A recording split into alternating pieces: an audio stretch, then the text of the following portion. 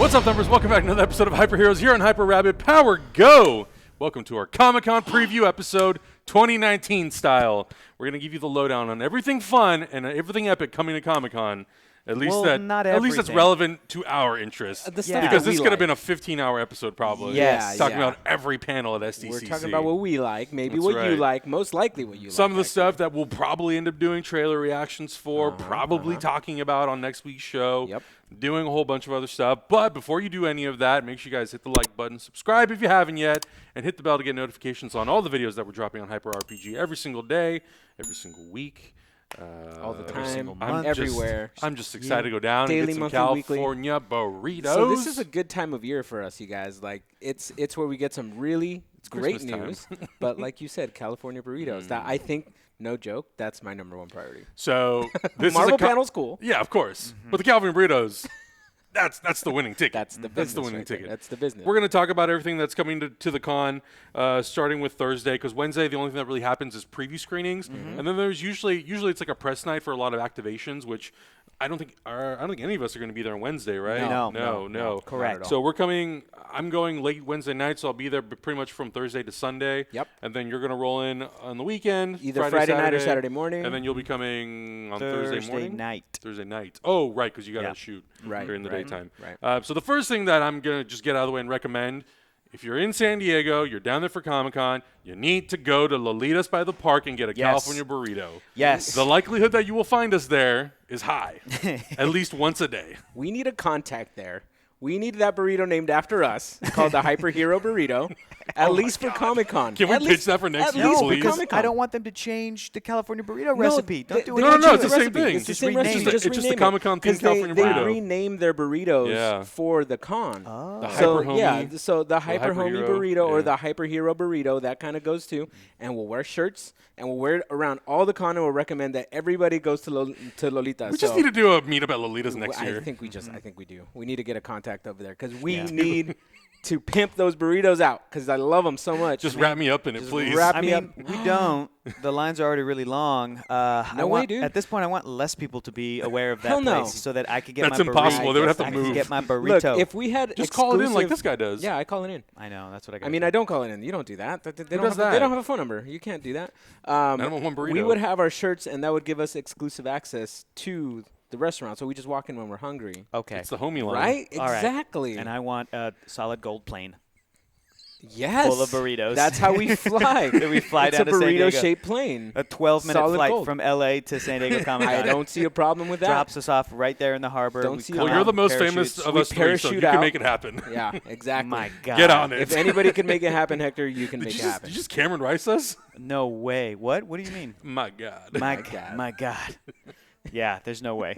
Speaking of meetups, we are doing a meetup. There's going to be a Thumper meetup happening on Saturday from 1 p.m. to 3 p.m. at the Hilton Gaslamp Hotel. That's very important. Not the Hilton Bayfront. The Hilton Gaslamp. It is across the street from the convention center. We did a meetup there last year. It was great. It was in the outdoor patio. They had like a little bar set up where you could buy drinks. We're just going to be hanging out. There's going to be a whole lot of people from the Thumper community coming in and out. We've got some panels we need to go to, but there will be other people there. But we'll definitely pop in anytime between 1 and 3 to come hang out, have some drinks, maybe a burrito or two. It's the Hilton right next to the Arches. Yeah. That's right. See the Arches, see a Hilton, go around that. We're going to be there. Yeah, and there's usually activations set up all around there as well. Yeah. Last year was fun. We had a really cool turnout. It was cool. Sure. We got some drinks and just hung out. And I know after that, we're pretty much going to be going to the Marvel Studios panel, I'm sure. Yes. Because so we might dip out early. Yeah, there's going to be a couple panels happening before that, but I want to, get in and seated so we don't get stuck somewhere in, BFE. Okay. It would be nice. So what do we got going on Thursday? So speaking of schedules, also, I don't know if a lot of people know this, which you probably should know. You can actually make a Comic-Con schedule. What? You just sign into your Comic-Con account. You can go to comiccon.org/CCI/my-schedule, and you can make an entire schedule of all the events happening, all the panels happening. That you like. That you want to see. We use it every year. It's super, super helpful. They didn't sponsor this video. I'm just giving you guys tips and tricks on how to make your Comic-Con experience better. Expert con knowledge. This is expert con knowledge. So Thursday night, the first thing happening, at least this is what I'm going to be going to, Terminator Dark Fate is having a panel in Hall H, 11 a.m. On Thursday morning. Yep. Obviously, I think it's I think very obviously we're going to have footage. We're going to have the cast, Schwarzenegger, Linda Hamilton. I don't know if Schwarzenegger's been to a Comic-Con before. Oh, I don't know either. No idea. I have Maybe no for the clue. Expendables or something? Maybe. I don't know if they've done a panel, though. Maybe. So I don't potentially know. could be the first Comic-Con appearance for Schwarzenegger and Linda Hamilton. Oh, that's the big deal. For sure it will be for them together on a panel, because I don't think they've done Yeah. a reunion or anniversary No. panel. And I think same thing with James Cameron. Maybe he's been there for Avatar, but I don't remember if Avatar did a panel. They probably did. It's been James too long. Cameron has had to have gone to Comic-Con, yeah, for something. And of course, the actor that's the Terminator in that movie, one of the Terminators, the guy that's the Ghost Rider, is Gabriel Luna. Gabriel Luna. He's been at Comic-Con. Oh, Yeah, so he's yeah. the Terminator guy, He's the the T-1000 metal guy? Yeah. But Linda Hamilton would be the draw. That's there. gonna be To awesome. see her on a panel would be Of course. awesome. Yeah. So I think it's obvious we're going to get a new trailer. Whether or not it will debut online, I guess will remain to be seen because of all the studios that are not coming and because how everyone seems to be kind of trying to maybe potentially play it safe this year. Yeah. I think they're going to try to withhold potentially footage, not just Terminator, but I think a lot of these other panels. But I think it's kind of inevitable that this footage is going to leak its way onto the internet no matter what. So I think that's a given. Just put it online. Yeah. Be prepared to put it online. Do you guys think that Paramount will reveal anything else? I think it's only an hour-long panel. There was rumors that they were going to bring Top Gun Maverick. Do you think they could bring that and some other stuff, or do you think it's like just focus on Terminator? It's hard to say because it's hard to focus on what any other movie studio is going to bring at this point. Yeah. I honestly don't know, and I'm always open to surprises. That's why I like going to these panels because I feel like going in blank, you really get excited when you see something new, you know? When you have that expectation there, I'm just like, cool, I expected this. All right, let's see what you got, you know? Especially when it's slotted for an hour. It's like, great, you can talk about this for 45 minutes, potentially 50, and maybe drop something, but I'm not expecting it. Right, exactly. So I don't know. I mean, hopefully, I'm always down for surprises. Like, give me all the goodies, but here's the redesign of Sonic. Is that Paramount? I'm pretty sure it's Paramount. Or is it Universal? I think it's Paramount. Oh, man. I don't know. I don't no, know. if I were it's them, too I would. dangerous. Don't do Comic-Con. You don't want to get booed off that stage Yeah, as a don't do surprise. that. And No. look what we did. Oh no. Yeah, don't do that. That's risky. That's a risky move. They shouldn't do that. I feel like now that you mention it, they should not do any Q&A in Hall H really ever, I think, for like any panels. I think it's kind of a bad idea. agree. I don't think it ever yields any great. Only rarely does it give us an actual amazing little moment between a fan and like the Jamie Lee Curtis with Halloween, right? That was like special. But most of the time it's like that's like rare. Awkward and slows everything down and it's risky, and so don't do it. It does slow down the momentum of the I would say just have like a 20-minute discuss with the Terminator Dark Fate folks. But I would say open with Top Gun, now that you mention it. And if Tom Cruise isn't there, bring out the rest of the cast, bring out the director, show footage, show a trailer, have a panel, get him off the stage, get people psyched, then bring in Terminator, and that's it. And that could be like two sort of like 25-minute little panels, and that's their hour, and then you're done. And I think also because Top Gun is shot, or the original was, I think this new one is too, in San Diego. Right. Oh, I think there's a lot. I think there's a deep connection They could there. lean into that. Yeah. They could lean into that. It is a very San Diego. I think coming up, I think right before Comic-Con, there's a screening of Top Gun, one of like the rooftop bars. Cool. I'm like, why not? They should lean into that. It would make sense, or at least do something there. What's next? So after that is the panel that I'm so bummed I can't go to. I really want to because I'll be in Hall H. Musical Anatomy of a Superhero Film and TV Composer panel. Pinar Toprak, who did the music for Captain Marvel, Benjamin Wallfish, who did Blade Runner 2049, Shazam, Sherry Chung, who's doing Batwoman, Blake Neely, who does all the CW shows, Christopher Leonards, who did Agent Carter, and it's going to be moderated by Michael Giacchino. Doctor Strange, Spider-Man, Exactly. Star Trek, Okay. Lost, All the John good Carter, stuff. Speed Racer, Incredibles. Ever heard of it? Nope. He's pretty I don't know good. any of those things. I think this is going to be a really cool panel because didn't you go to one of these panels at a con? Oh yeah, and Ludwig Göransson was there. Ludwig Göransson was there. This was not last year, but the year Yeah. before, because it was 2018. No, that it must have been 2017 before Black because Panther. Panther was 2018. So this is 2 years ago. And one person couldn't make it, but Ludwig Göransson was there, and he actually, like, for the worldwide premiere, actually had us listen to some Black Panther score that hadn't been shown anywhere or in any trailers, and they put it over footage of, like, his little reel, which was also linked up. No. They put it over, like, a Black Panther trailer, but it wasn't like for that trailer. We were just kind of listening to it. Yeah. And then before that, there were also, as they were like playing everybody's sort of like, resumes up to that point, they played the score for Creed 1. But as they were playing the score to Creed 1, they also just had like, and he's doing Black Panther, and he's doing that. Yeah. So like listening to Creed over Black Panther was the first time I was like, oh, this is going to be amazing. Because it fits so well, just over like the footage from like the trailer. And then when we actually heard some of the Black Panther score, that's really special, man. I'm a huge fan of film and TV music and scores. So you and I cleaned out La La Records at WonderCon. Think they'll be there again? I might try to get that Harry Potter set. Maybe. I don't know. I if like they're that gonna be Johnny Williams Harry Potter set, though. That's some good music. That I'm is some into good it. music. I'm into it. First Yeah. music. Yeah, so I'm bummed I'm not going to be there. It says on the description that they're probably going to play some unreleased stuff. Cool. So there might be some cool stuff from Captain Marvel, some of the other movies. They'll have some clips. But yeah, I'm bummed I'm going to be missing that panel. I'm pretty much going to stay in Hall H because at 12:15, Batman Beyond 20th anniversary. That's the gonna be jam. nice. That's the tasty jam. With your best friend, Thursday. Hector. Here's the description for the panel, though, that I'm super intrigued by. A celebration of the series with producers Bruce Timm and Glenn Murakami, casting director Andrea Romano, Amazing. director James Tucker, writers Bob Goodman and Stan Berkowitz, and the voice actors Kevin Conroy and Will Friedle. Hector's best friend, Kevin Conroy. Exclusive prizes and cool announcements. Do you think what? DC Universe, new season, Batman Beyond, or no? I don't Unlikely? think so. I think it's unlikely. You know what? I was just putting two and two together because I just moved and I've been going through all my Blu-rays and my collections and I'm putting them away. Batman the Animated Series Blu-ray box set. It's a gorgeous set. We need one for Batman Beyond. I today realized I was like, oh, like I'm putting two and two together. Like hopefully there's a remaster in the future of that show as well. I think that's the perfect place to announce. Talking about Beyond. physical media, even though Batman Beyond is on streaming, and I have the DVD box set, I will go and trade in the DVD box set. I'll take it to Amoeba Records. Oh yeah. I'll just buy it off and then you. I'll sell it to you. Yeah, I'll just buy it off you. I'll get the There you Blu-ray go, boo. set. Oh yeah, love that. I would want the blue. Yeah. I mean, is it what?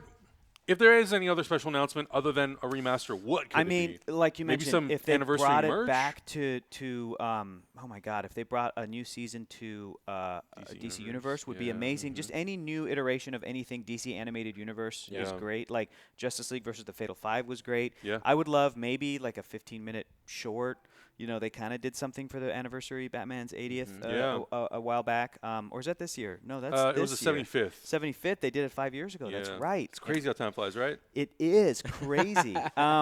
Stuff like that would be cool. But like, yeah, I don't know. I don't think they're gonna do something like they're making a Batman Beyond movie because it's like none of those people will be involved. No. Like they would never. And here's the people making it. It's not us. Yeah. It's nobody here. Yeah. I don't know what they could be announcing. I have a feeling though it is going to be something like that, like something exciting that everybody can get, either the Batman Beyond or maybe like a complete version of like the animated series and Batman Beyond, or maybe like a giant.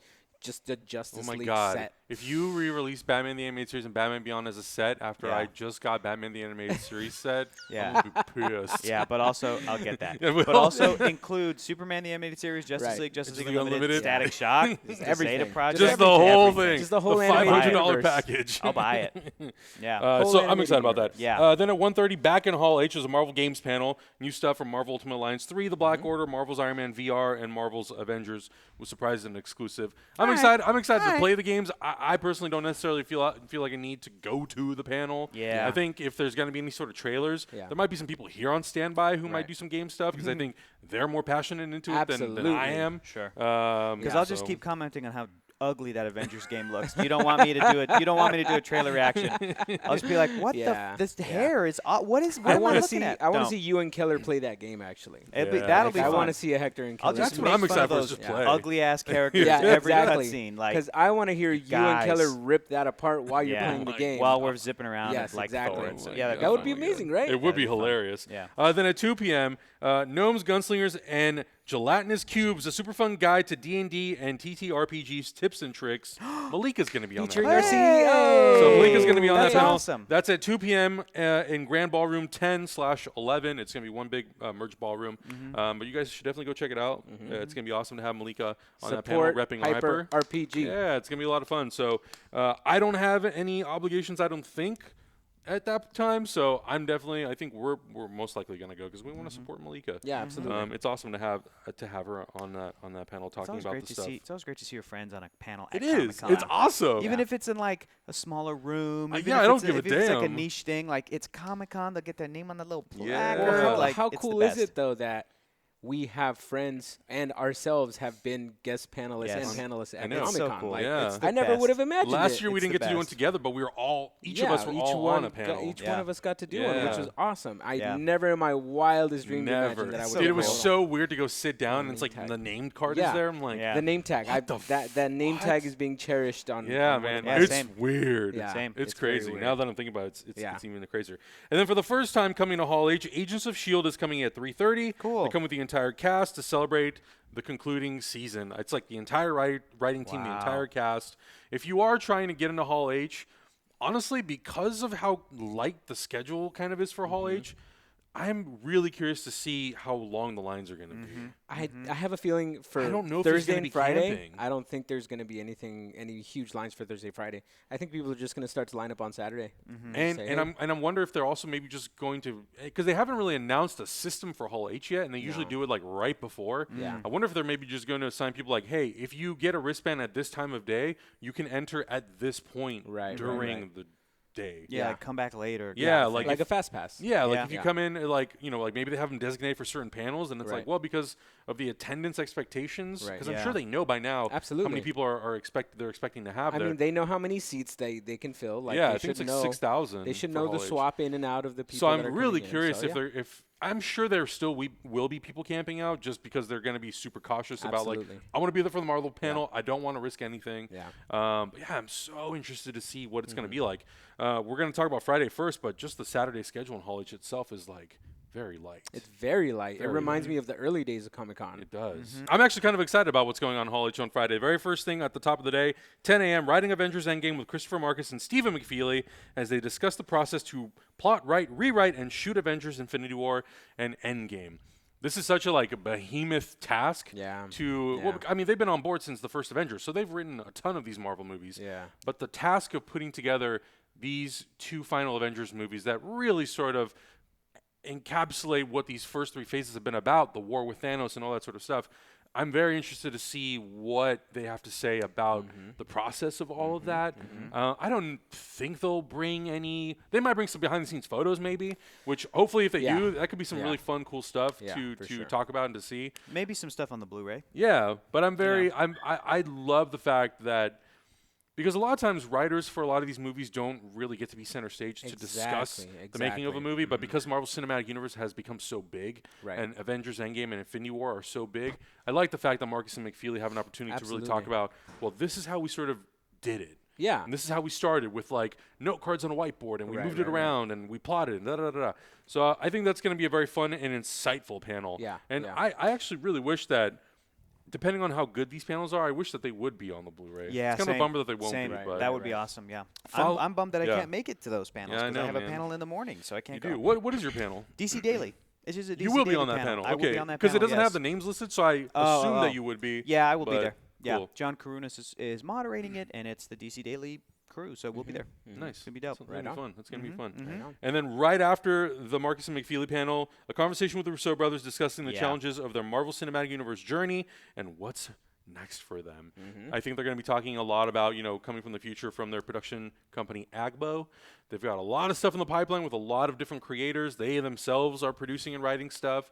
So I think that's going to be another really fun, insightful conversation about the process of making these two movies. I agree with you about the questions. As excited as I am that there's going to be potentially a Q&A. Yeah. I really hope this is how Yeah. I think it would work best. You need someone at the microphone to ask, "What's your question?" and then to have that person who actually works for Comic-Con Ask ask the the question. question No, on have behalf. that person who works for the Russos. Or sure, yeah. Not works Yeah. for because Yeah. people who work at Comic-Con, they don't. I'll give you a perfect example. When I was in line years ago for Cowboys and Aliens, Harrison Ford was on the panel. And I think I was sitting remember next to you that, guys, and I yeah. was like, before Cowboys and Aliens, I was like, if Harrison Ford comes out, I'm going to run up and ask a question. Yeah. And you were like, what's the question? And I was going to say, who would win in a fight, Indiana Jones or Han Solo? That was going to be my dumb question that I was going to ask.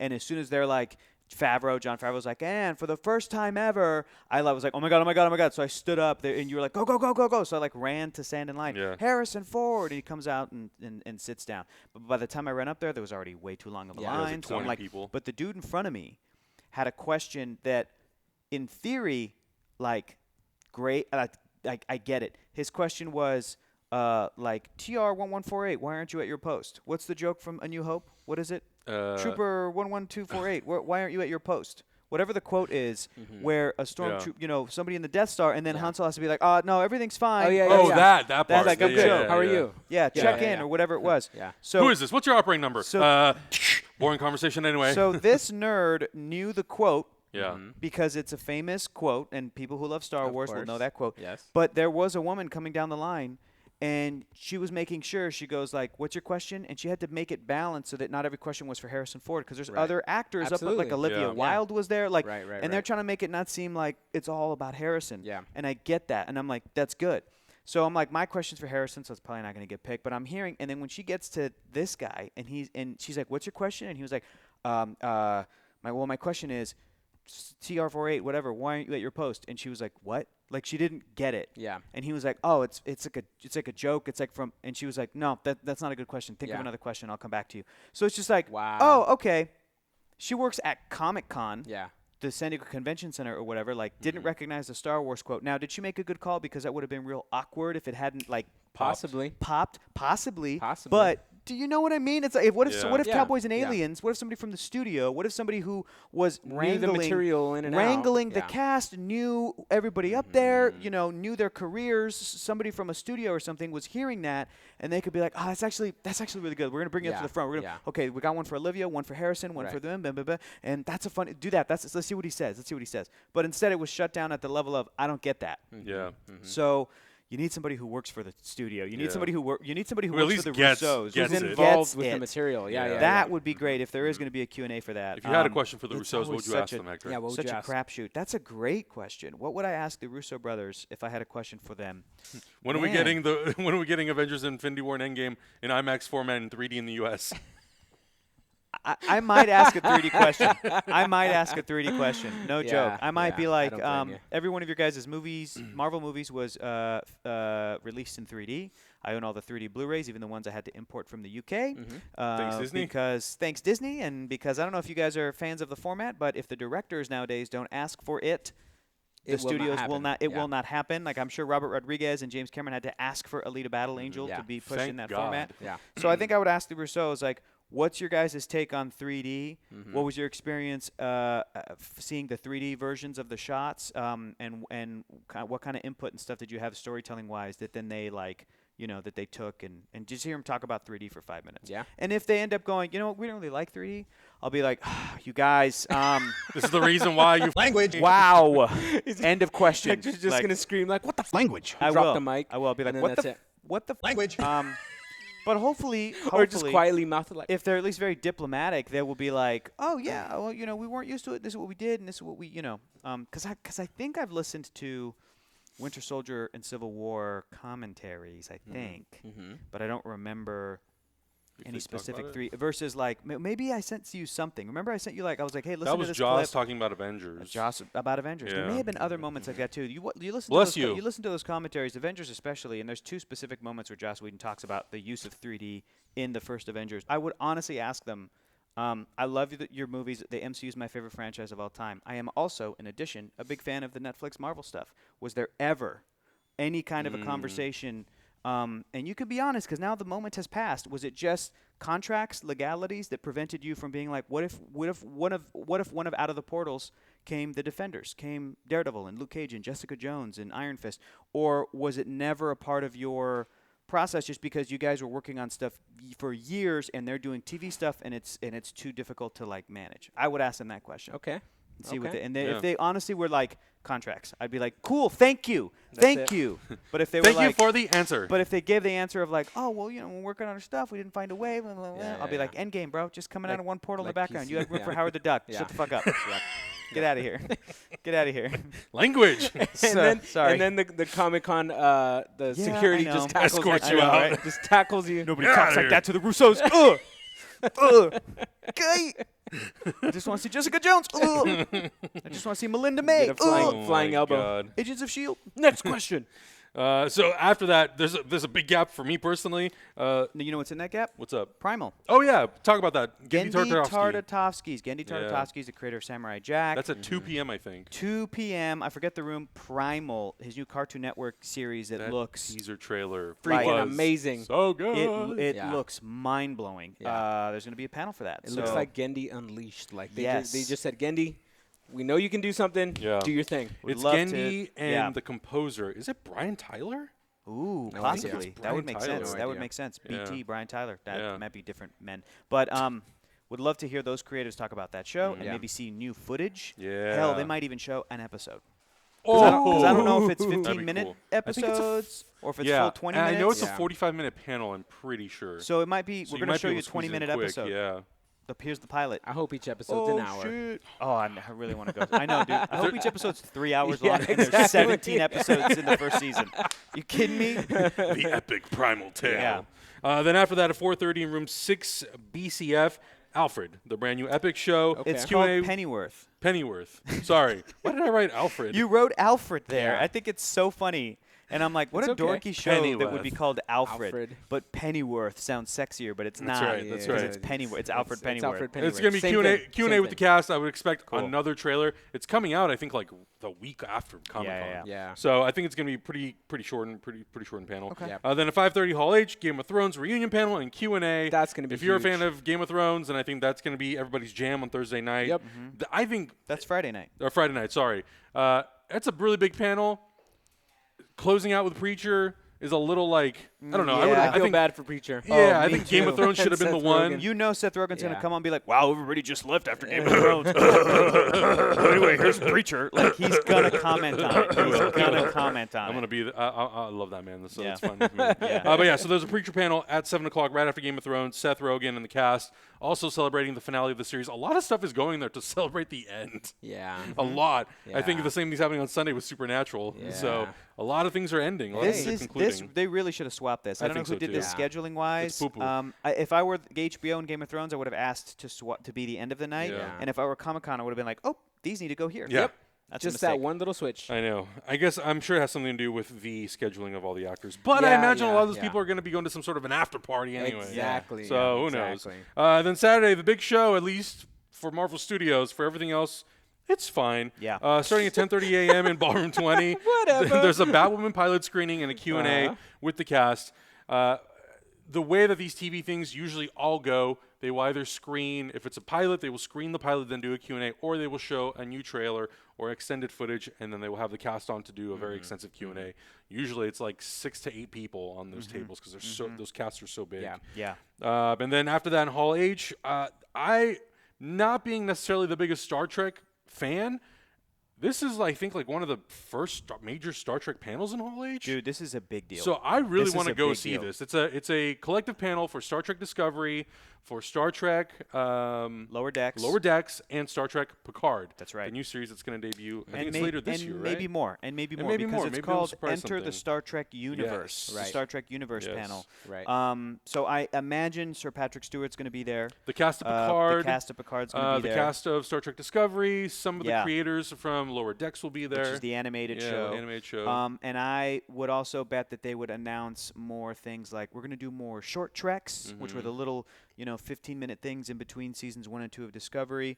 I would imagine they might even announce more stuff, Star Trek stuff that's coming to CBS All Access Do you because they're going full bore Star Trek. Do you think they're mostly going to focus on CBS All Access, or do you think there's an opportunity for them at the end of the panel to announce Star Trek 4?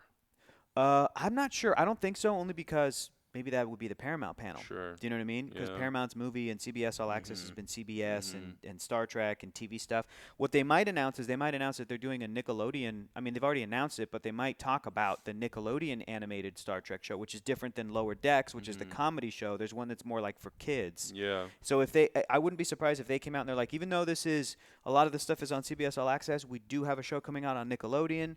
It's geared towards a younger audience. It's Star Trek, and then they might announce like Star Starfleet Academy is the name of that show. You know, just stuff like that. Like I'm saying, it might be all encompassing. They're not going to do Star Trek novels or comics or any of the other super awesome stuff. I think also the movie stuff is sort of like in a weird limbo place right now because there still seem to be conversations about Quentin Tarantino doing a Star Trek movie. There's also apparently that Star Trek 4 movie that JJ was talking about where it was going to be Hemsworth and Chris Pine going on an adventure together. Apparently that project is dead. Oh my god. So don't remind me. Yeah, the movie stuff. I'm kind of I think that would have been such a cool movie to have Hemsworth and Chris Pine and that whole crew going on an adventure together. So I'm bummed that the whole thing fell apart. Now Justin Lin is back doing Fast and the Furious movies. Yeah. So did he do Hobbs and Shaw? Or is he Justin doing 9? Lin? Yeah. Justin Lin's doing 9 and 10. Nice. Yeah. Good job, Justin. So back to the Fast 4 through 6 form. Yep. So I don't know, but I'm excited to check that panel. I know you're a big Star Trek fan. I am bummed that I can't make it to that because I'm also doing DC stuff at that time. But that would be outside of Stop working. Outside of Marvel Studios. That was my other. Well, Batman Beyond too, which I can't be there because I'm up working here for Thursday. But those 3 were like. Are you even going to Comic-Con? You sound like Adam 2 years ago. I know, man. I'm bummed. So not last year, but the year. Oh no, was it last year?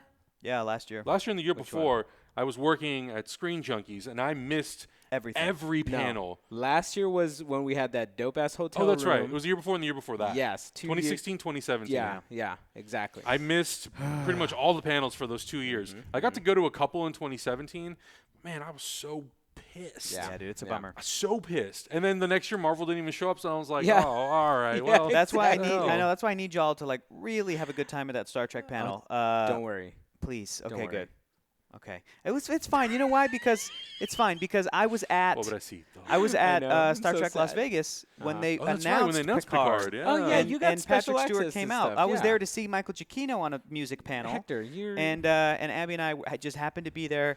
That's the one time we walked into their big hall to look at any panel. As I was like, Abby, can we go see this music of Star Trek thing? She's like, yeah, sure, that's fine. So it was Giacchino and there was some other composers for Star Trek as a whole franchise, and waiting for that, William Shatner was just blah, blah, blah. You're like, okay, all right. Yeah, So get he was done with his little panel, Yeah. and then they came out and they were like, we have a very special guest, Sir Patrick Stewart, and everyone was like, what? And Abby and I looked at each other like, I think this is the best thing of this weekend, and we just happened to be here, and I was tweeting about it, recording it, and he came out and he's like, Jean-Luc Picard is back. And everyone was like, oh, my God. And then after that, the music panel was like, nobody cared. And even I was like paying attention to Giacchino like, oh, my God. Cool. What just happened? This is exciting. Holy crap. Here's some footage I took, So it's fine. But I also love Discovery, and I'm a huge Trekkie, and I've been loving what they're doing, so I'm going to miss it. You will miss it. Then from 1 to 3 p.m., a quick reminder again, we're doing our Thumper meetup. That's going to be the Hilton Gas Lamp. Not the Bayfront, not the Bayfront. The Hilton Gas Lamp. Look for the arches. Look it up. Look for the arches, outdoor patio. Yeah. You can't miss us. Yeah. From 1 to 3, because some people are going to be in and out, and we want to make sure we give everybody an opportunity to come by. Zach and Malika are driving down there just for the meetup. So show up. Wow. Be there. Wow. Be there. Wow. They hate driving. So They do. And then, so the panel that you're going to be on during part of the meetup is going to be in room 5AB, Subverting the Hero's Journey. Can't wait. You're going to be the awesome. moderator of that panel, right? No, I'm one of the panelists. You're on the panel. I am on the panel. Gotcha. And Rachel Hine from Nerdist asked me, and it's really cool because it's this thing that I've honestly been thinking about the past couple months. When we do what we do, when we talk about the movies we've been talking about, the TV, whatever, and then all of a sudden Rachel hit me up a few months back. She goes, hey, do you want to be a part of this? It's basically like talking about the state of sort of genre and hero movies today, and what they have to say about the world and what they have been kind of doing with the hero's journey. And really, I think the best example franchise right now is new Star Wars movies with Rey, with her story, with again, you just make straight up comparisons to Luke, and it's all right there. And I'm gonna have a lot of fun talking about that, talking about Spider-Verse. So I'm coming prepped with some stuff that I'm gonna make sure to talk about. But it's gonna be a really great discussion. Yeah. So really looking Sounds like a forward really to that. good, Yeah. very good, informational, intriguing, unique, dynamic panel. Yeah. Which is like, hopefully. Thanks, man. And getting a lot of different perspectives because right now that topic is kind of really divisive. Yeah. Yes. And that's really divisive. That's sort of like the frustrating thing sometimes when I look at the Comic-Con panels, not the big studio movie stuff or the comic book stuff, the individual panels that are sort of pitched to be at Comic-Con. And they're in various rooms. Yeah, and some of them I'm like, this sounds cool, this sounds fun, this sounds interesting. And some of them I'm like, I feel like this panel's been here every year for the last 10 years. Right. Oh yeah. You need some like fresh blood in there to talk about something different. Yeah. You know, I so agree. I liked seeing that, and it seems like gaming has a huge presence at Comic-Con. Absolutely. That's the great. panel that Maliga's on, but also just gaming in general. There's a lot of signups to do D&D and RPGs, and a lot of that stuff is limited, and so many of them are full. Yeah. Wow. Because Absolutely. people are just Cool. really embracing that. So Go Stranger Things. yeah, it's gonna be. I think it's gonna be. Yeah, thank you, Stranger Things, for that. So yeah, a lot of opportunities for some really cool panels. Make sure you check them out and seek them out because they're out there. And then from 3:30 to 6:30, it's basically a gigantic chunk of CW, DC TV, Arrow. Arrow, Supergirl, Black Lightning, The Flash, they're all going to be there from 3:30 to 6:30. Presentations, videos, trailers, all sorts of stuff.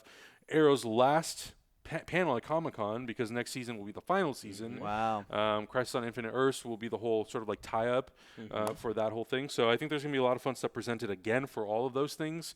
But because of our meetup and because of the Marvel Studios panel, we will not be going to any of those, but we're definitely going to make sure to tweet out all the trailers on Twitter, Facebook, Instagram, all that stuff. And will we do reaction videos for those? Saturday evening is kind of crazy for us because we're going to be going from the meetup to the Marvel Studios panel. Then I'm going to the Schmodown later that night. So I think we're probably only mostly just going to focus on Marvel Studios and what they present. Yeah. And maybe Marvel Studios ends up not even putting any of that stuff out online officially. So who knows? Maybe we won't even do that. Yeah. So we'll wait and see. But obviously the big show for Saturday night, Marvel Studios, 5:15.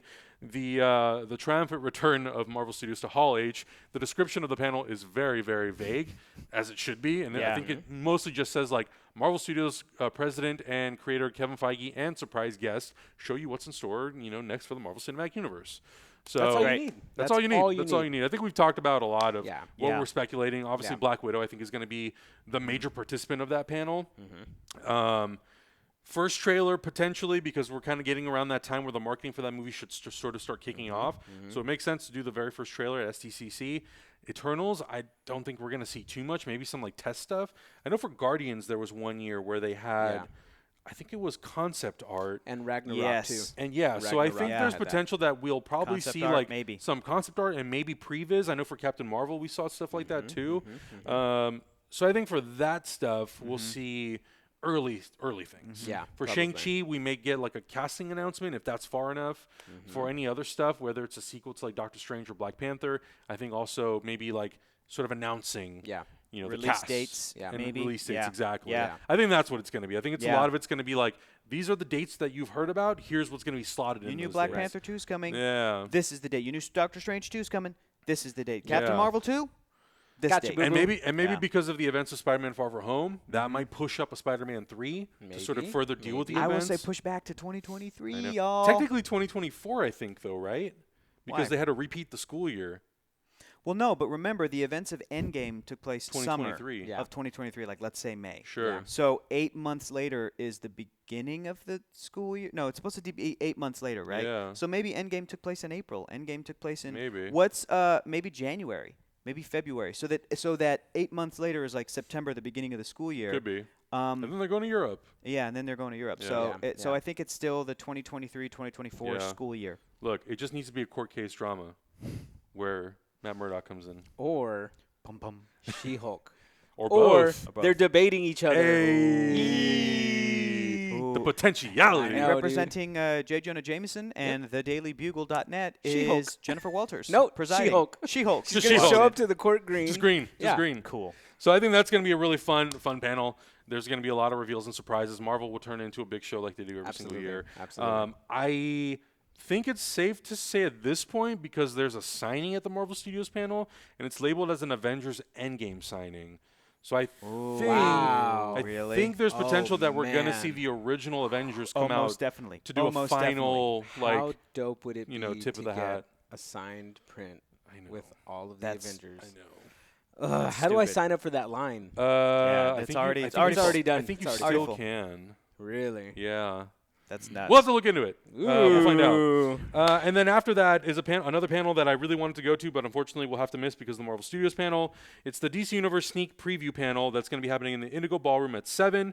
Titans, Doom Patrol, Harley Quinn, and Young Justice Outsiders. Now, because Titans has already announced the second season. Yeah. And they've already been filming stuff. Yeah. We know Superboy's going to be in it. Bruce Wayne's going to be in it. So that I'm expecting. Sure. But Doom Patrol is Yeah. interesting. Yeah. Sneak previews. I'm like, really? For what?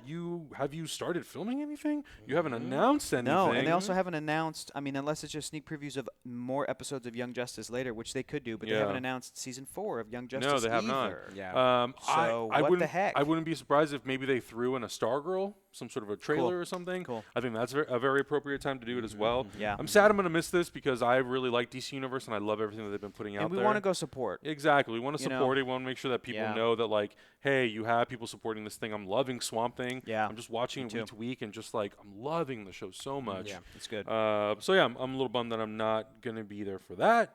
And then after that, at 8:30 at the Kroc, the Kroc Theater, it's like 15 minutes outside of Comic-Con. I'm going to be participating in the Schmodown. I'm doing the Schmodown Inner Geekdom match. I'm fighting Kevin Smets. There's also going to be Rachel Cushing fighting Mike Kalinowski. Wow, have you been watching the Lord of the Rings movies? I've been watching. I'm getting to that. I'm watching Harry Potter right now. Okay. So I'm remembering Okay. things like Fort Okay. Privet Drive and Rubius Hagrid yeah, and yeah, the Snitch and all that shit yep. that I got to Hey, know for that. What's the name of Voldemort's followers? Oh, we haven't got there yet.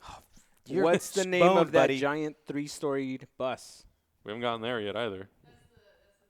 Yeah, we're on the first one. You're in the Okay. first movie. I'm just on the first one? Yeah, Oh, I've okay, seen. okay. But here's the thing: I've seen the first 3, and I've seen. Oh, Order you of haven't the even seen all of Phoenix. them yet? I've seen 4 out of the 7. Oh, boy. You're in for a So- good one. Oh, and man. a lot of them I have not seen in years. Yeah, So a yeah. lot of it is a refresher. Okay, all right. So All right. God help me. But it'll be fun. You can get your tickets at theschmodownlive.com. I'll put a link down in the description if you guys are in San Diego, you want to come. I think it's going to be a lot of fun. And then after that, Saturday night. So we got to go. What is the name of Lex Luthor's assistant, female assistant, in Superman the movie, 1978? Miss Tessmacher! Point. There you go. Eve There you go. Tessmacher. You got Eve. it. Oh, he's got That's the a first bonus name. point. That's a going to be a bonus good point show. Oh, yeah. It's going to be real good. I'm Look, if still I get movie release dates, I'm going to win. I'm so still it's fine. astounded by your guys' just quick knowledge of that. I would do terribly. I think in those things. if they do a Lord of the Rings specific I think you do Schmodown better match, than you think. I think I you think do you better do than well. you think. I forget your guys' names sometimes. You may not. You So- might not win, but I think you would do better than you think. It's fine. I went to WonderCon and people thought I was you, so it's all good. There you go. There you Oh, go. yeah, there's That gonna be a means you're lot of just that handsome. this year. That means you're just super handsome. That's right. That's what that means. So you know. Boom. One of us should shave our heads. 1, 2, 3. Not it. Not it. Oh, you got to shave Language. Dude. Guy, Language. And the rest of us. dang it.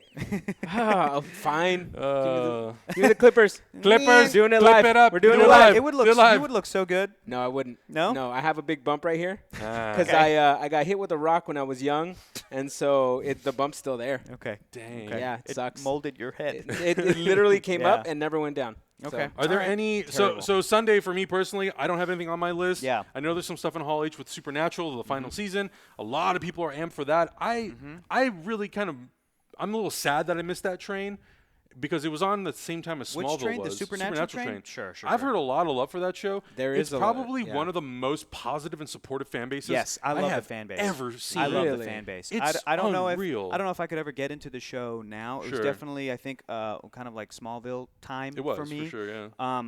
And there's just so many episodes and so many seasons, but the I think fans this is are 20 awesome. That's amazing. 20? or No. or 18 or something Holy huge. shit. It's a lot. that show's been on for that long. It started like a year or two after Smallville. No It's been on for a way. long time. Wow. Yeah. Good for them. So kudos to them. I mean, Yeah. to wrap out such a Yeah. Props. long show is, especially on CW, is unbelievable. Yeah, So kudos to absolutely. them for doing that. That's Yeah. amazing. But so I personally don't have any commitments on Sunday that I was interested in seeing or so usually for us Saturday's like a wrap out day where it's like cool, Yeah. we got to check out of our Yeah. hotels, get our gear ready, pack up. And I hate the traffic coming back on a Ye- Sunday. Last year was not that bad. Last year was when the train, remember? Last year was the train But incident. did you take I tried to take the train back, That's and there was like a right. 10-hour delay on that That's train. right. Zach and Malika ran the same thing too. Yes, remember? We all had Yeah. to find rides home. I ended up going home with you and Naeem last year. Remember? See, all the Comic Cons blend together. They tend do, To, they tend do. to just No, see, Remember you guys yeah. ended up picking me up Yes. on the corner of 14th and Market. Yes, who was driving? Naeem. Naeem rented a car. Naeem, Yes, I yeah. remember Oh, that wow. now. Naeem saved us from Yeah. that 10-hour by delay. renting a car and then dropping it off somewhere. in Yeah, LA. because Yep. Lucas ended up. So I came down with Cameron and Emma originally, but because people end up leaving at different times and a whole bunch of gear ended up having to get transported. Oh, yeah. And because Zach and Malika then ended up having to drive back with Lucas, Right. we ended up like not having a ride home. And we're like, how do we get home? Naeem had an entire car to himself, so we're like, yes. And you know Naeem. Thank you. I got a car. Yeah, exactly. What? I can drive you Homie. guys home. Homie. Okay. So we were saved. Yeah. So that's pretty much Sunday for us. I'm kind of looking forward to, for me personally, Sunday night. I just want to relax after the schmodown. I just want to go have a nice cold beer, and just maybe squeeze in a California burrito. One last one. Or maybe go have some on Sunday morning for breakfast. Dude, I usually drive home Saturday night, but I might do a breakfast burrito. Do it, California man. breakfast Do it, man. burrito. And then just drive up Sunday during the day. Yeah. And then hit every burrito place in That's Southern right. California on the way up. Just grab. Oh, look, I might stockpile. Do a little burrito I might tour. stockpile I'm some in burritos. the OC. Oh, Laguna Two-a-day Beach. burrito. Oh no, OC's where it stops, my friend. Oh, okay. Good Yeah, call. You're kind right. of. You're right. But so we have a couple of viewer questions, all Comic-Con related, obviously, that I think we should get to. So for the first one from Uriel Para, who's in the Hyper Homies tier. Hey guys, how's it going? What are some tips for a first timer going to SDCC? What booths are you looking forward to? Where are the best figures/statues to buy? Comic-Con in that regard, when it comes to merch, exclusive stuff, very, very hard. Difficult. They have an exclusive portal that they usually give people access to for a certain amount of time, Yes. where you can reserve, I think it's tickets to be able to go buy the merch. I think that's closed now. Yes, it is. So if you haven't gotten into it within the last week or two, you're probably, the likelihood that you're going to get some exclusive Comic-Con merch is slim. Yeah. It's tough. But look, you can do a couple things. You can, first of all, know what you're trying to get, like know what it is. And where. And where it is. And if you're there all 4 days, hit it up preview night, obviously, Yep. if you have the preview night accessibility. And if not, go there first thing Thursday, first thing Friday. Talk to the people there. Be like, hey, I really wanted to get this thing. Are you sold out? Their Where advice. can I get it? Get their advice. They'll tell you, come back today, come back tomorrow, whatever. And oftentimes, I found, at least for me, some of the stuff that I am trying to get, especially if it's like Hasbro or Mattel, pretty easy because the they most have part. enough The to bigger where companies. a lot it's of the pretty times easy. I'll be just wiped on Sunday is really the day I'm walking the floor. Yeah. I'm like, oh yeah, I wanted a thing. I'll head over to the Hasbro booth. There's no line. I walk up and I'm like, I'll take one of those. And I'm like, okay, here you go. Like, because they have enough. Like, it's usually. They prepare for but Comic-Con, yeah. a lot of the times, and this is not, I'm not blaming the people that do this.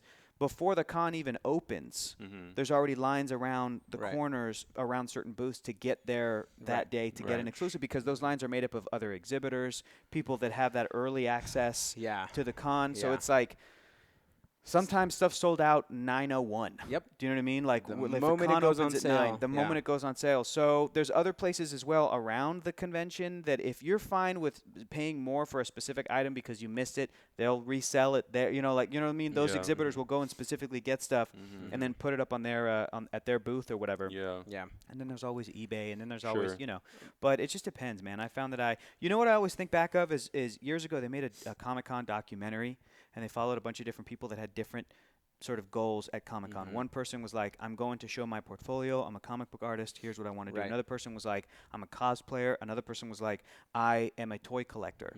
And they spent all this time interviewing these people like at home in their hometowns or their home state or whatever. And then the documentary started with like them at the convention.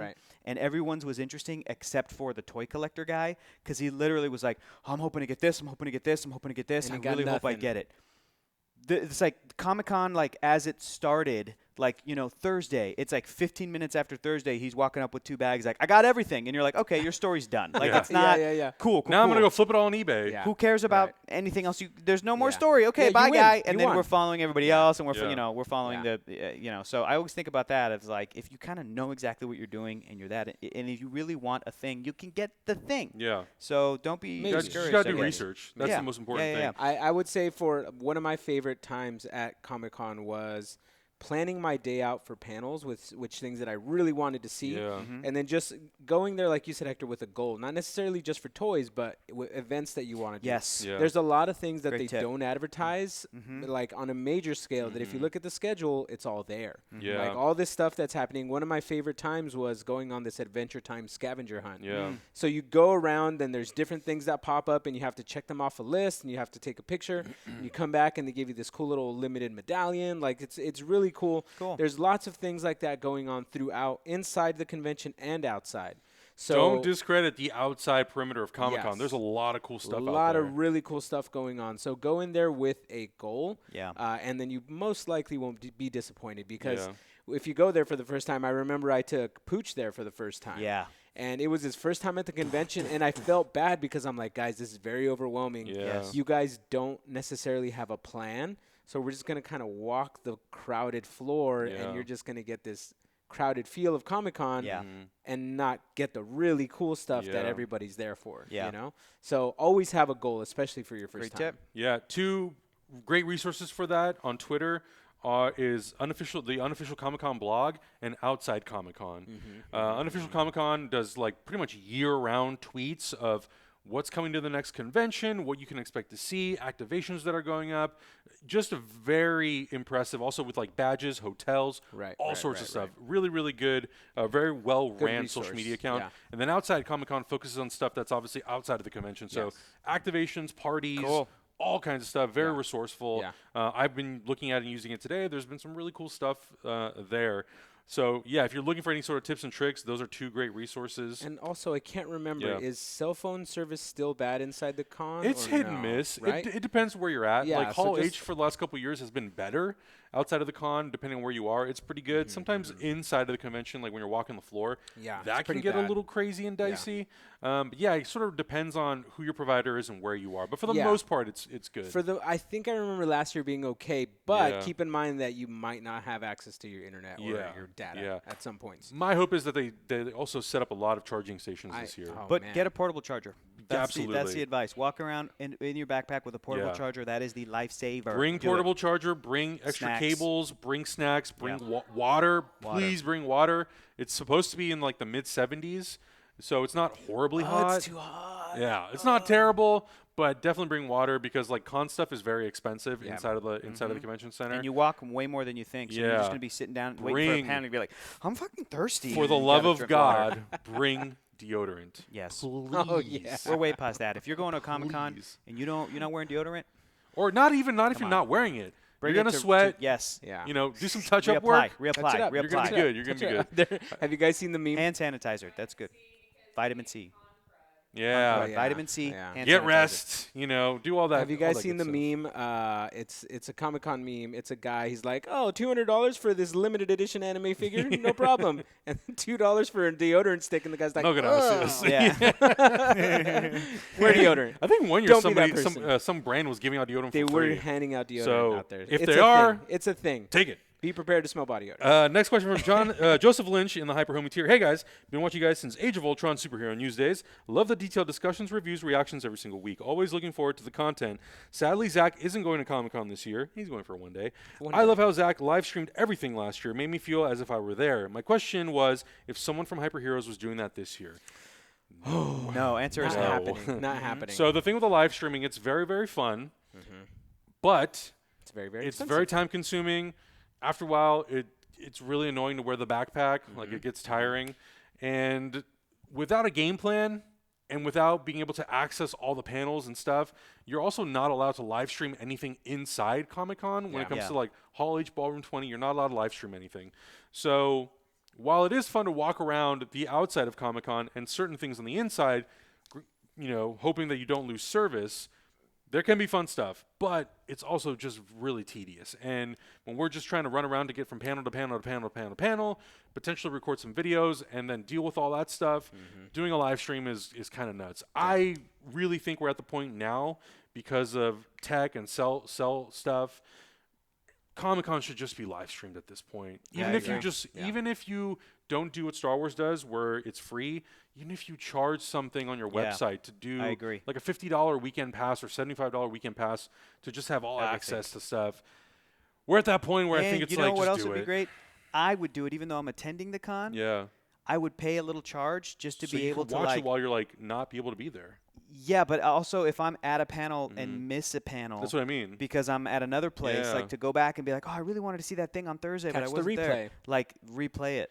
Because they do replays at the con, but like if you're not at the, that's no use. There's no use for that. It would be cool to come back the Monday, back home, and then be like, what's all the stuff I missed, and go into a place that's kind of like a Netflix that just has like you click on a room, you click on a time, and you're like, I'll watch this panel, and I would. That's what I thought Comic-Con HQ was supposed to be all about, and ended up not being that. And I thought you missed a huge opportunity to live stream stuff for people all around the world who honestly can't afford it. Can't afford to go. Coachella does it. Yeah, because if you're 6,000 miles away, cost of a plane ticket, cost of a hotel, the food and all that adds up, and not everyone can afford that. I think it's a huge loss that they still have not figured that out. And I think a lot of it is also on the studios because they function very old school. Well, we want it to all be exclusive for the people who come here and put in the effort to come here.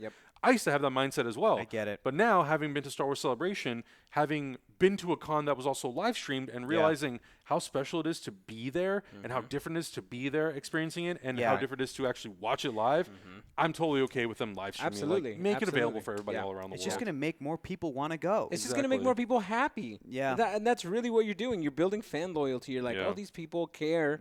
Even though I physically can't go, they care that I get this information. Yeah. I don't see any negatives in that. Agree. Yep. Next question comes from Heather Crook, who's in the Hyper Homie tier. I just want to say I love watching y'all's videos. One of the main things I would love to learn from the Marvel panel is any information at all about the upcoming TV shows from the new Disney streaming service. Ooh. I am very excited to see where they will be taking the Falcon, New Cap, and Bucky show. Also, I highly recommend checking out the Supernatural panel. It is sadly their last season and last panel, so I know it'll be something truly special. Again, it will be. Thank you all so much for all your awesome content. I guarantee you there's going to be tears at that Supernatural panel from the fans, from the showrunners, from the writers. Part of me wants to go just to be there for that. Yeah, man, it would be cool. Just to see that loyal fan base get their final what they want. Yeah. We might see stuff for the Disney Plus shows, but I think we're all kind of convinced ourselves because we've been talking about it. I think they're gonna save that for D23. I think so and too. This is gonna be Marvel Studios movie time, movie slate, movie actors versus who knows? Maybe they'll bring out Anthony Mackie and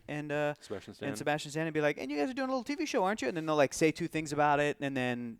Or maybe they'll be like, by the way, we have to do this, and they'll replace the name of it to be like Captain America and the Winter Soldier, like they did with Serpent Society. So it's actually maybe, Civil War. But I think we've convinced ourselves that if that doesn't happen, we'll be okay because even all the movie stuff is going to be so amazing and so cool. And look, if we're surprised, and it's like, let's talk about a little thing called Disney Plus, and be like, whoa, what? Yeah. So I think there's potentiality for anything to happen at that Marvel panel, but I think D23 is going to be the place where Disney at least is going to want to push that platform. Yeah. But they're not going to lose anything if they push it at both. Correct. It just depends on how you treat both things independently. Correct. So we'll see. We'll see. Cool. We'll see. Thanks, Heather. Thanks for the question. Final question from Anthony Rodriguez, who's in the Gritos tier. Wee!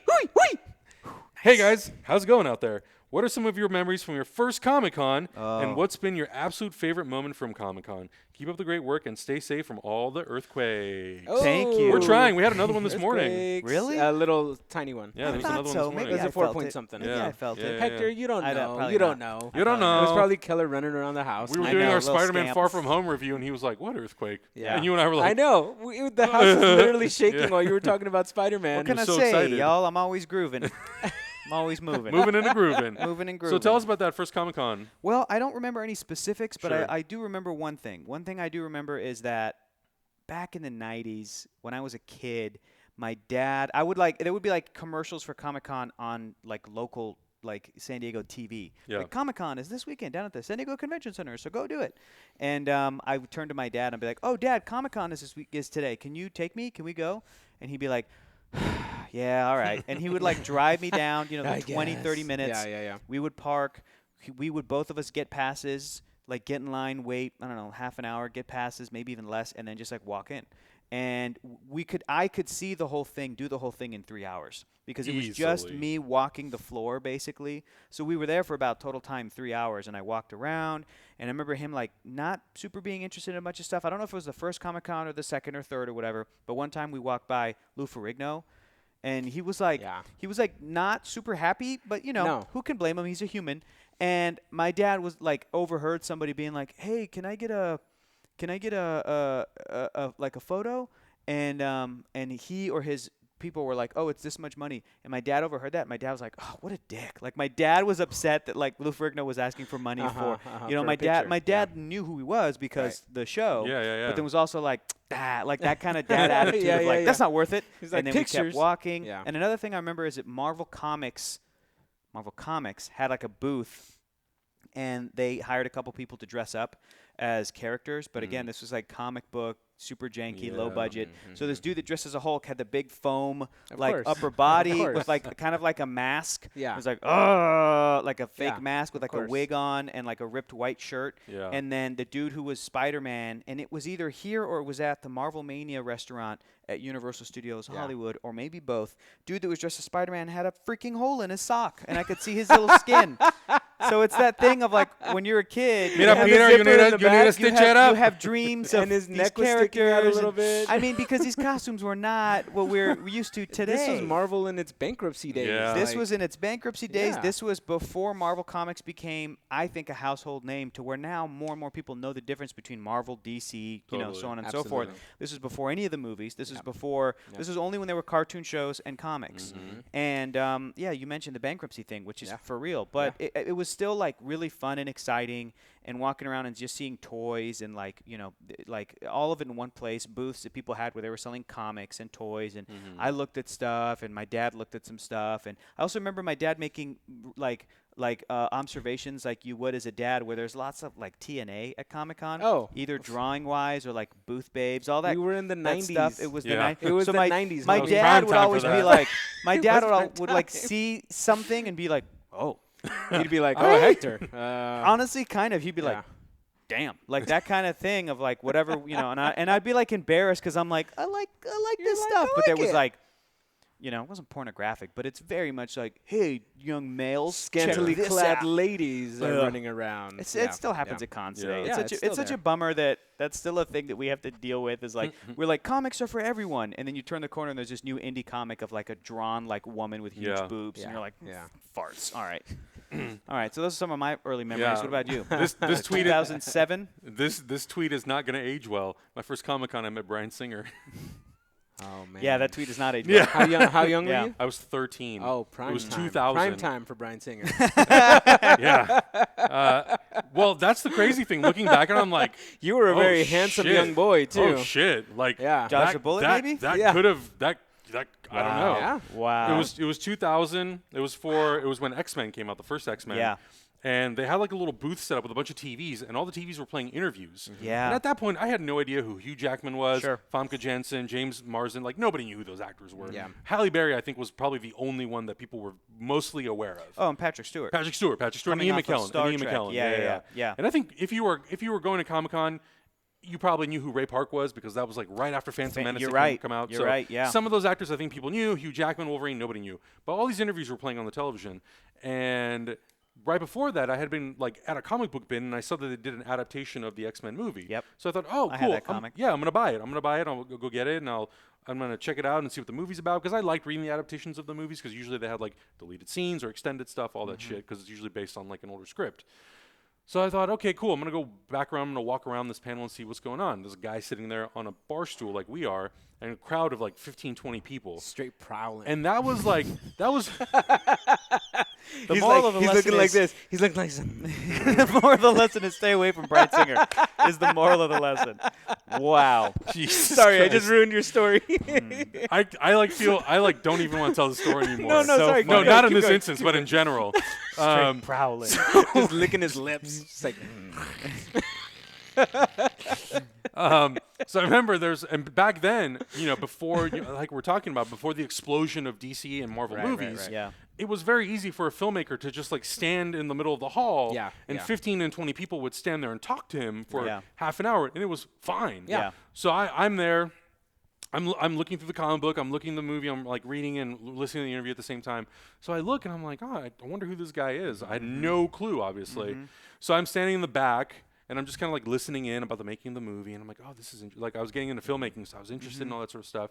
He sees me in the crowd. This is where the tweet This is where it doesn't gets age well. juicy. And he goes, oh, hey, what is that book you got there? I'm like, oh, it's the comic book adaptation from the movie. He's like, oh, can I look at it? So sure. I'm like, so I'm excited. Like, oh, this person from the X-Men thing wants to talk to me. Yeah. So he's like, go ahead, sit down. So like, there's another stool. So I sit down on the stool. We're looking through it, and he's like, oh, they deleted this one. We deleted this out of the movie. This is from an earlier thing. It sucks that it's Bryan Singer, but this is an amazing story. It was amazing. It is a good story. It was super cool. Damn it. And so we're looking through it. He's looking. He's like, "Oh, this is awesome! I didn't know this had come out yet. Yeah, this was deleted. Blah blah. Are you going to see the movie?" I'm like, "Yeah, I'm familiar with X-Men from the animated series. Yeah, can't wait to see the movie. I love seeing the superheroes when they're on the big screen, all this sort of stuff." He was excited. I was excited. I still had no clue who the hell it was. So how did you know it was him afterwards? So I leave and I'm like, oh, okay, cool, nice meeting you, thank you so much. I didn't take a picture. I don't think I was 13. You're like, thank you, nice man, bye. Yeah, so I was just like, oh, cool, someone from the X-Men thing. Yeah. So I'm walking and I turn the corner and I keep looking at the interviews and all of a sudden it pops up this dude's face. Bryan Singer, director. And I was like, oh my God, I just met the director of the X-Men movie. Literally, like those scenarios when it's a movie, when you go back, I literally go back to look and he's gone. Dusted. And I was like, language. Moment right there. Holy crap, hang on a minute. It was released July 14th, 2000. So and was it right before or right after? I don't remember, honestly. I might have been before or after. Yeah. It wasn't a year before this. It wasn't 1999. This was in 2000. Think this was. Yeah, so it either had the movie had already just come out or it was about just to. About to. Wow. Yeah, because I think he had asked me if I was going to see it. As if like it's already out. Maybe. Or I don't. I would have to look. You're gonna see it next week? We would have to look at the date of when Comic-Con happened in 2000. I'll check right now. And that would determine it. But it was one of those moments 14th. where I was like, where he signed it, but because I couldn't tell what it was, it wasn't after. So I was like, oh my God, it's the director. Yeah. I still have that comic book, but time has not aged well. No. So as happy as and excited I was about having that comic book, now I'm like, well. That is a formative experience for like a young person, especially somebody trying to get into filmmaking. It was apparently July 20th to July 23rd. So the movie had been out a week. Wow, okay. Been out, 6 days. So they probably were like really just trying to like push the movie for out. For absolutely. sure. So he's like, you gonna go see it? And then as soon as he met you, he's like, this kid doesn't give a shit. And then he don't know nothing. Get out of here. So that's probably was like the most unexpected sort of surprising moment. Yeah. But then like I think the first time we all went together as that was fun. Covering Comic-Con. That was fun. That was it was a very different experience. Crazy experience. Yeah. Very, very different experience. Because the year before it was like we're fans, and the next year it was like, oh, we're covering it. Yeah. The year before we didn't even go together. Like I remember the last year I went with people who weren't you guys. Yeah. And I was like, oh, that was the time where I had everything planned out. I went legit as just a fan. Went to everything. It's that cool. That was good, but I still cannot forget about my very, very first time. I had just moved down to San Diego. I had just started the Art Institute. Yep. And so I was super into animation at the point. And then me and my friends were just walking in downtown because I was new to the city, and they were like, "Let's just go downtown. We'll hang out." And then we walked by the convention center, and I was like, "What's going on in there?" Like I don't recognize any of this. I had never heard of Comic-Con before ever. I didn't know that this was a thing. And then so they were like, "I don't know. You want to walk in?" They weren't really into comics either. And so I'm like, yeah, sure, we'll walk in there. They're like, I think it's some comic book thing. I'm like, oh, okay, I like comic books. Yeah. I like comic books. Yeah.